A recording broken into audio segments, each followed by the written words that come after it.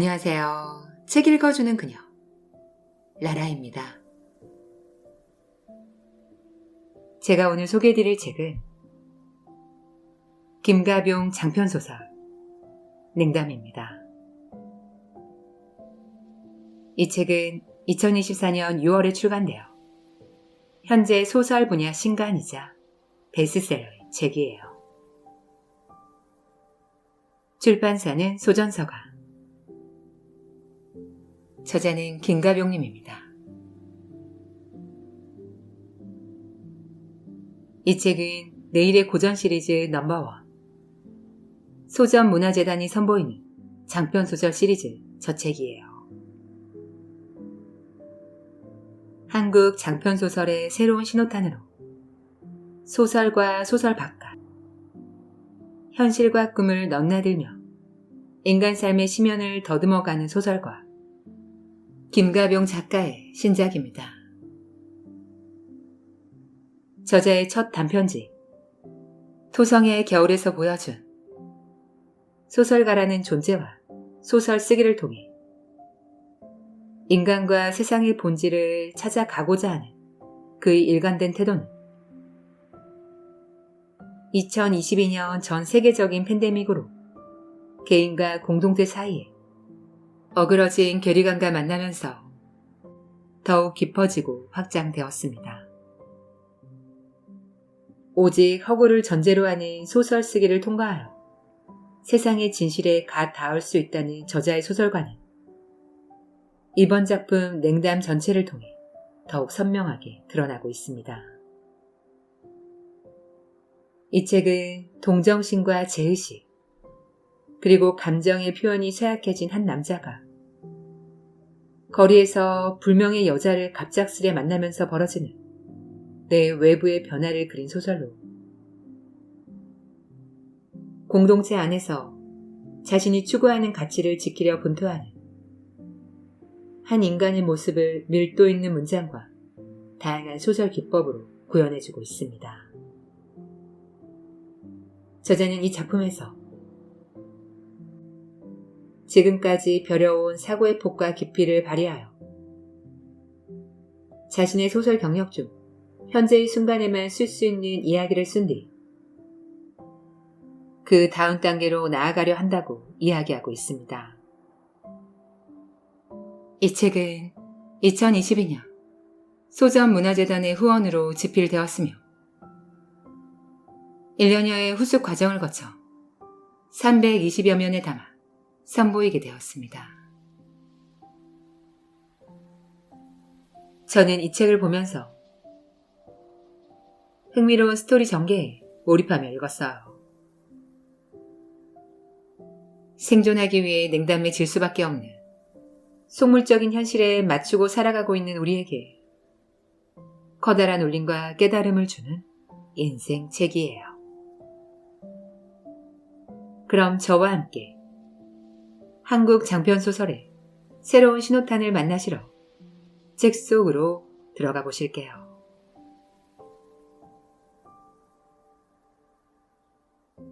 사람들은 말한다. 괜찮으니 숨김없이 고백하라고. 그들은 솔직함에 집착한다.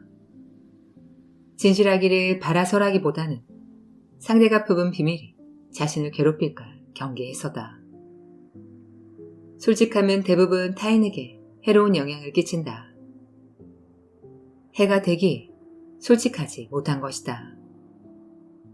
때로 사람들은 낱낱이 고백함으로써 용서받거나 스스로가 떳떳해지기를 기대한다. 고백의 순간 진실은 박제되어 사람과 사람 사이에 놓인다.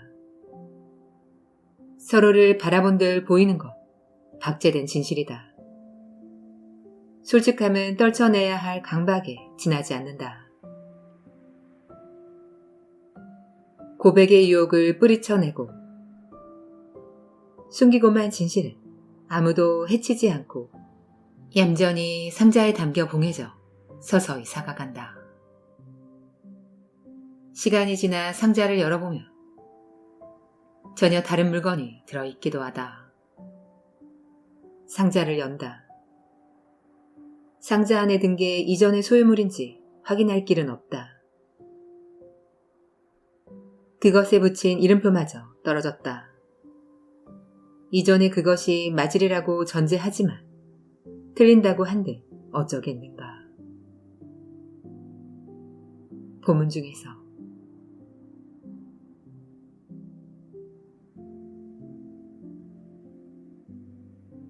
기시감.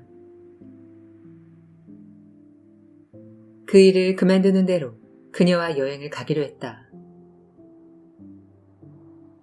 나는 자주 기시감에 빠졌다. 버스나 전철을 놓치는 바람에 망연자실하여 어느 점퍼 앞에 멈춰 섰을 때, 사람들에게 붙들려 있거나 홀로 남겨져 있을 때, 어느 때든 간에 기시감이라는 것을 생각하는 바로 그 순간을 이미 이전에 겪었다고 여기는 것이다. 그것은 보통 사소하거나 큰 불행에 뒤이어 찾아왔다. 이번에는 달랐다. 그런데도 기시감에 빠져들었다. 시간이 지나면 모든 순간이 잊힌다는 걸 어릴 적에는 잘 받아들이지 못했다. 야간 운행을 하던 아버지가 안방에서 자는 낮 동안 나머지 네 식구가 숨죽여 생활해야 했던 좁은 방에 홀로 남겨지며 어김없이 시도하던 게 있었다. 오의 창에서 스며드는 빛의 조도와 낡은 장롱이 들이오던 그림자의 기울기, 철진한 이불의 구겨진 모양새, 거울을 마주보고선 나의 어색하고 굳은 표정. 그 순간 주워 담을 수 있는 모든 것을 애쓰며 되뇌었다. 언젠가 지금 이 순간을 빠짐없이 떠올릴 날이 올 거라고. 이제는 내가 그렇게 애를 썼다는 것 말고는 그때의 다른 무엇도 기억하지 못한다. 대신 그 영향으로 기시감이라는 것을 상기해보면 어릴 적 모든 걸 머릿속에 간직하려던 나로 회귀한 듯 했다. 착각이었다. 그 시절로 돌아갈 수 없다. 내가 기억하는 그 시절은 오래전 누구에게 들려준 이야기다. 아마 늦은 밤이나 새벽이었다. 나와 그자는 누워 있었을 것이다. 어둠 속에서 나란히 간격을 두고 뻣뻣이 뜬 눈으로 멀거니. 이야기는 여러 밤에 걸쳐 되풀이되었다. 그때마다 상대가 달랐는지도 모르겠다. 반복할수록 이야기 속 그 시절은 더 선명해지고 확정적으로 변모했다. 지금은 더는 누구에게도 그 시절을 이야기하지 않는다. 그 시절은 사라졌다. 기시감에 홀로 두리번거린들 어디에도 없다. 이틀 밤낮을 자지 못했다. 장례식이 끝나고 얼마간의 돈을 챙겼다. 얼마 안 되는 조의금을 친척들끼리 나누는 과정에서 손자인 내게까지 몫이 온 것은 조모의 결정이었다. 조모는 내일이 돈이 안 된다는 걸 알았다. 지폐다발을 재킷 안주머니에 쑤셔넣고 친가 집을 나와 야간 전철을 탔다. 고개를 숙이거나 뒤에 기대기도 힘겨워 꼿꼿이 선 자세로 중력을 견뎠다. 허리를 곤두세운 그대로 깜빡깜빡 정신을 잃었는데 눈꺼풀 안으로 번지던 빛이 죽은 조부의 파리한 낫으로 분해 번뜩이고 장례식장에서 가장 드높던 아버지의 고성이 귓속을 꽝꽝 울려댔다. 장례식 와중에는 위협적이지 않던 것들이 이제와 나를 괴롭히는 게 맑지 않은 정신에도 이상했다. 입간식에서 연포로 쌓여 얼굴만 드러낸 조부를 작별하며 울지 않은 셋 중 하나가 나였다. 아버지와 남동생도 나처럼 울지 않는다는 것을 진지하게 눈치챘다. 수분 전만 해도 고성으로 웃고 떠들다 끌려온 아버지는 입을 한 대 얻어맞으냐 삐죽 내밀고는 내리깐 눈을 꿈뻑였고 그런 아버지를 닮지 않기 위해 언제나 노력하던 남동생은 슬픈 기색을 자아내느라 안간힘을 쓰며 조부를 노려보았다. 조부는 그 파리한 낯은 안식과는 전혀 멀어 보였다. 조부가 아니라 조부를 본 듯 밀랍 인형처럼 물성이 강하게 느껴졌다. 붕대를 동여맨 미라 위에 밀랍 마스크만 살포시 얹어놓은 거라 해도 믿을 만큼 이질감이 강했다. 연포 속에 조부가 누워있으리라고 도무지 믿기지 않았다. 장례 지도사가 읊는 낭낭한 한마디 한마디를 따라 매듭 지어지는 연포 앞에서 여동생과 어머니를 비롯한 친척들이 주군이 바지 가랑이를 붙잡듯 곡을 길게 늘어뜨렸다.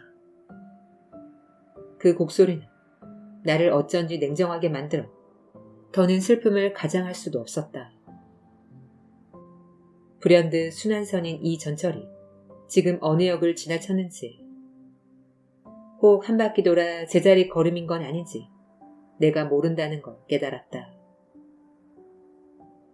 나는 비척거리며 전철 문 쪽으로 다가섰다. 전철이 다음 역을 향해 달리는 동안 문에 달린 검은 창에 머리를 기댔다. 텅 빈 속에서 식욕 가는 달, 안달복달 못할 정도로 조바심이 드는 갈망이 어느 틈에 솟아났다. 그게 무언지는 몰랐다. 나의 습한 방으로 돌아가서 베개의 얼굴을 쳐받는 순간 이칠 한순간 충동에 지나지 않기를 바랬다. 나는 꽤 전부터 자살을 염두에 두었다. 이 갈망에 비하면 죽음은 얼마나 우스운지. 집으로 돌아가 잠들었다가 깨고 나면 평소 하던 대로 유품이 될 물건들을 조금씩 버릇하였다.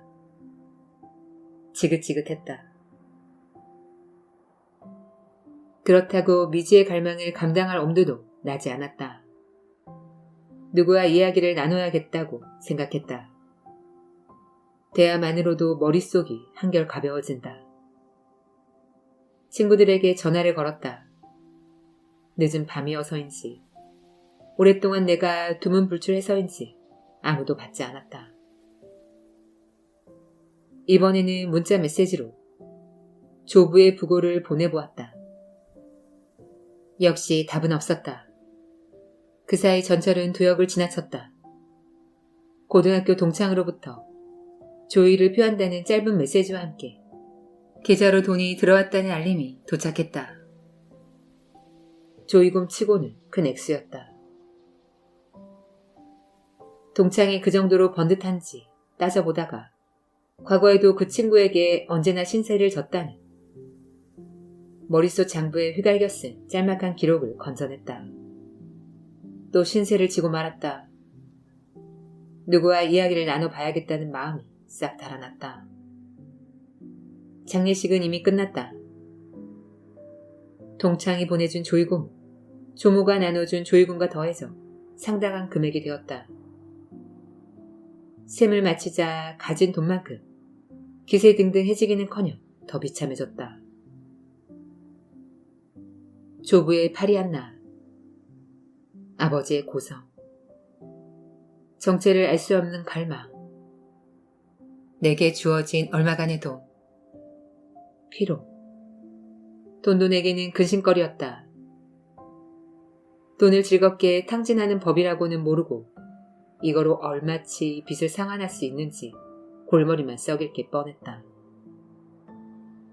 머릿속에서 사이렌이 울리고 몸뚱어리가 고물 앰프 터질 듯이 둥둥거렸다. 다음 역에서 내렸다. 집으로 돌아간다는 선택지는 이제 사라졌다. 집에 들어가지 않고 아무 데서나 시간을 때우다 첫 차를 탄 적이 이미 여러 번이었다. 이번에도 그렇게 될 것이었다. 출구로 올라오자 펼쳐진 번화가는 축제가 끝난 뒤처럼 엉망진창이었다. 전단지가 흩뿌려진 거리, 한 구석에서 젊은이 서너시 모여 담배를 피우고 연인 한 쌍이 심각한 표정으로 모텔 네온사인 간판 아래 쭈그려 앉아 이야기 중이었다. 술에 취한 직장인들이 위태로운 걸음걸이로 차도까지 나와 택시를 향해 팔을 흔들었다. 나는 도로가 벤치에 앉아 여기에 어울리지 않는 샌님같이 위축되어 있었다. 맞은편 지하 주점에서 올라온 노인이 우월한 말을 걸려고 해서 바로 자리에서 일어났다. 노인이 후회할 거라며 내게 삿대질을 해댔다. 24시간 카페에 들어가 2층 창가 자리에 앉았다. 내가 사는 동네에서라면 보았을 밤새 노트북으로 작업을 하거나 공부를 하는 사람은 없었다.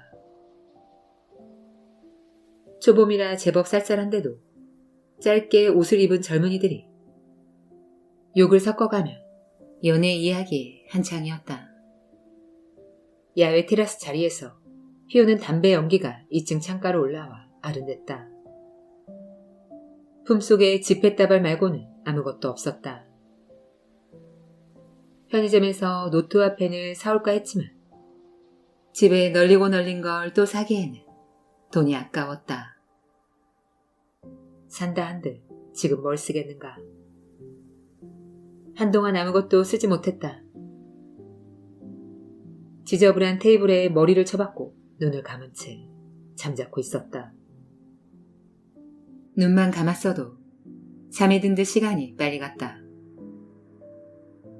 정말 잠들었을지도 모르겠다. 나를 괴롭히던 것 중 피로만 남고 모두 흔적 없이 사라졌다. 빨리 감기 버튼이라도 눌렀는지 목소리들이 내 머리통을 후다닥 넘나들었고 한창 대화를 나누다가 단번에 마지막 구간으로 도약하여 돌연 의자가 드르륵 밀리더니 몇 마디 욕지거리와 함께 사람들이 웃으며 층계를 내려가며 멀어졌다. 고개를 드니 오랫동안 머리를 테이블에 처박은 탓에 시야가 희뿌했다. 간혹 있는 일이었다. 점원이 올라와 10분 뒤 2층을 마감한다는 안내를 하고는 다시 내려갔다. 자리에서 일어나 팔을 뻗어 테이블을 더듬대며 헤쳐나가 층계를 조심스럽게 내려와 테이블 아무데나 앉았다. 젊은이들이 들어오던 참이었는데 나누는 대화나 뿌옇게나마 보이는 옷차림으로 짐작하건대 클럽에서 나와 첫 차를 탈 때까지 시간이나 때우려는 모양이었다. 여럿이기도 둘이기도 한 그들은 커피 한 잔씩을 테이블에 놓고서 금세 꾸벅꾸벅 졸았다. 그들 중에서 누가, 아니 그들이 아닌 누가 내 앞에 앉았다. 뿌연 시야가 서서히 거쳤다. 자리가 없어도 그렇지 낯이 두껍고 나라면 그러지 못할 거야. 상대로부터 돌아앉아 다시금 눈을 붙이려던 참이었다. 그 사람이 내 등을 손가락으로 두드렸다. 그 가벼운 손길은 특이한 착각을 불러일으켰다. 그 사람의 두드림으로 내가 겉이 딱딱하고 속빈 물체로 변모해 통통 거리는 것 같았다. 내 빈속에서 울려 퍼질지 모를 반향을 찾아 귀를 기울이게 되었다. 겉으로는 대래 투명스러워졌다. 지치고 약해진 나머지 별것도 아닌 남의 행동에 휘둘린다는 생각이 들어서였다. 뒤돌아서 성난 척 상대 손가락을 낚아채려 했다. 손가락은 소나기를 스치며 빠져나갔고 찰나의 부드럽고 따뜻한 살결이 내게 여운을 남겼다. 돌아온 내 손에는 흰 마스크가 걸려 있었다. 마스크를 낀 여자가 앞에 보였다. 시야에 초점이 돌아오면서 마스크 위로 드러난 그녀의 검은 눈동자가 뚜렷해지고 카페 조명이 보여 반짝였다. 그런 시기잖아요. 그렇게 말하듯 그녀가 양해를 구하는 서글픈 눈웃음을 지었다. 순순히 마스크를 귀에 걸었다. 눈이 당혹스러울 정도로 아름다웠는데 그건 마스크를 써서일 거라는 의심이 들었다. 카페에서 유일하게 마스크를 낀 우리는 외항에서도 유별난 구석이 있었다. 한 명은 죄다. 색만 검지 짝이 맞지 않고 구깃구깃한 옷들을 꿰입었고, 한 명은 지나치게 수능적이고 단정한 투이드 투피스 차림이었다. 우리는 아무 말도 나누지 않았다. 그녀는 어느새 차갑게 잠긴 눈으로 나를 응시했다. 반응 없는 내게 짜증났다기보다는 자기만의 상념에 빠져 원래 표정으로 돌아온 듯했다. 어쩌면 나와 그녀는 오늘 하루를, 아니면 삶 전반을 망칠 대로 망치고 벼랑 끝까지 몰려 이 자리에 함께 앉아 있었으리라는 짐작이 들었다. 그녀가 내 앞에 앉은 이유를 갑자기 어떻게든 갖다 붙이고 싶어 안달이 났다. 내게서 뭘 보았기에 앉았을까? 그녀에게 내 무언가를 보여주고 싶었다. 그게 어떤 건지는 몰랐다. 그것의 정체를 맹렬히 따졌다. 따라잡을 수 없을 만큼 생각이 빨라졌다. 그러자 앉은 자세 그대로 허공에 붕 떠 빠르게 이동한다는 착각이 들었다. 카페 풍경이 빠르게 내 시야에서 멀어졌다가 도로 원점으로 돌아오기를 반복했다. 그녀만이 멀어지지도 가까워지지도 않는 소실점에서 나를 차갑게 바라보았다. 끔찍하게 피곤했다. 이제는 그녀를 견디기 힘들었다. 사이비 종교의 전도사일지도 몰랐다. 새벽에 이런 얌전한 복장으로 내 앞에 말없이 앉아있을 이유를 알지 못했다. 그녀를 쫓아낼 기운도 정중하게 거절 의사를 밝힐 정신도 없었다. 테이블에 머리를 쳐박았다. 다시 고개를 들면 이미 떠나고 없을 것이다.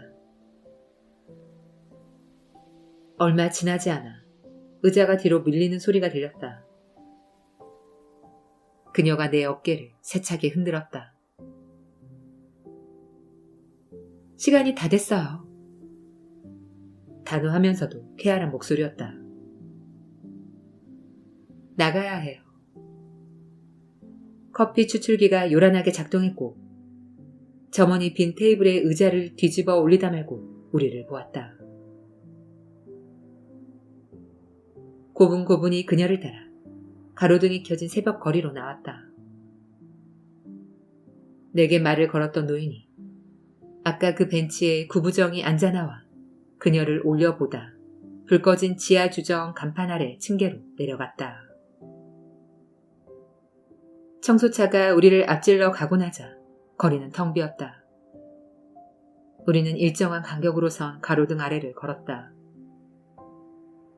등불이 멀어지고 가까워짐에 따라 우리 그림자가 길게 늘어졌다가 도로 짧아지면서 동그랗게 고였다 사라지고 다시 나타났다.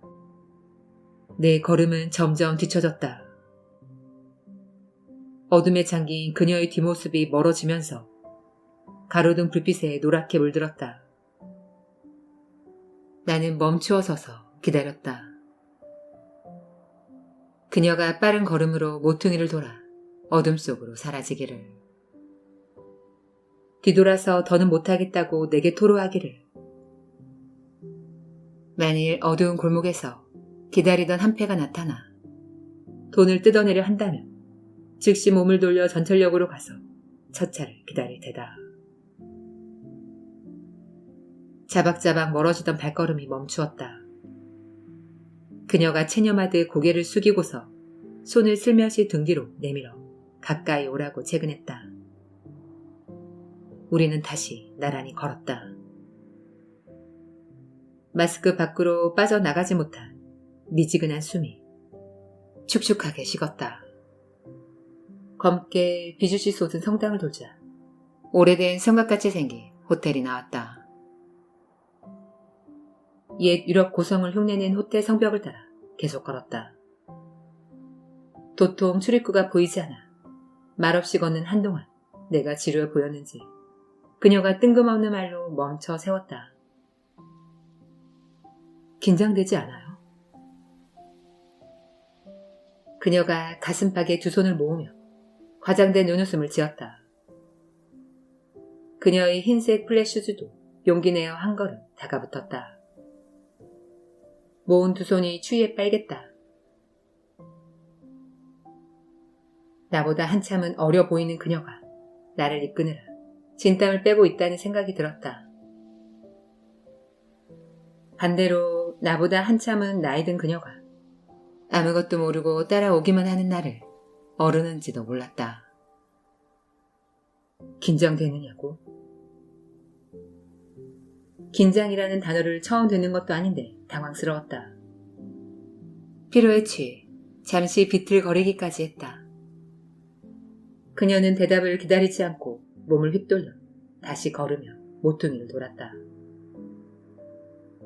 경광등을 켠 경찰대 한 대가 길 건너편에 있었다. 머뭇거리며 따라오는 나를 그녀가 잡아 끌었고 어느새 눈앞에서 빙글빙글 도는 회전문 칸에 함께 들어갔다. 유리 문짝에 부딪혀 우리를 감싼 회전문이 잠시 작동을 멈췄다.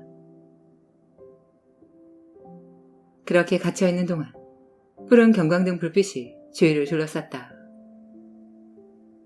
그때 내려다본 그녀의 고개 숙인 얼굴은 눈가가 그림자에 잠기고 마스크엔 푸른 불빛이 버뜩여 누구보다도 비참하고 창백한 모습이었다. 회전문이 다시 움직였다.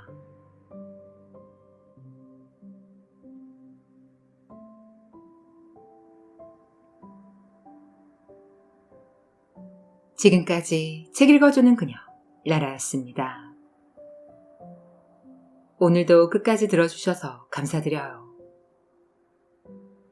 우리 구독자님들, 6월치고는 무척 더운 날씨예요. 이제 곧 장마도 시작됩니다. 이렇게 여름이 또 지나가고 있어요. 하루하루 소중하게. 지금 이 시간이 가장 소중하니까요. 더운 여름날 건강 잘 챙기시고요. 저는 항상 여러분을 응원합니다. 아시죠? 사랑합니다.